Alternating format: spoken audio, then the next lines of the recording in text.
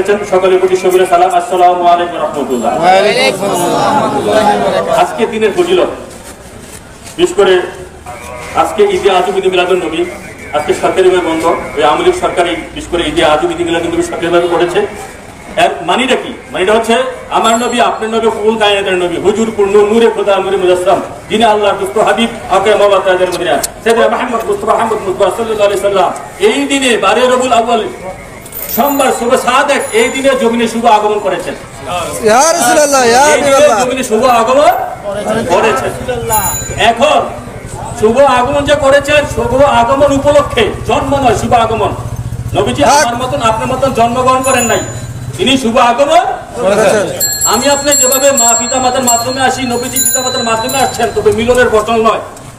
আমি আপনার দেহটার পিতা মাতার মিলনের ফলে দেহের মধ্যে সৃষ্টি হয়েছে মা আমিনার গর্ভে। আর আমার নবী দু জাহানের নূর মা বাবা আব্দুল্লাহর কপালে ছিল, মা আমিনা বাসারে চুম্বন করেছেন, মুখ দিয়ে ভিতরে প্রবেশ করেছে, মিলনের প্রয়োজন হয় নাই। তিনি আব্দুল্লাহ আমিনার মিলনের ফসল নয়, তিনি আল্লাহর জাতি, তিনি আল্লাহর জাতি।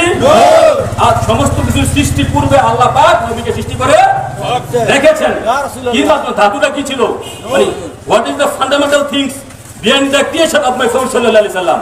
নবীজির সৃষ্টির পিছনে মূল ফান্ডামেন্টাল থিংসটা বা ফান্ডামেন্টাল ম্যাটারটা কি ছিল? That was the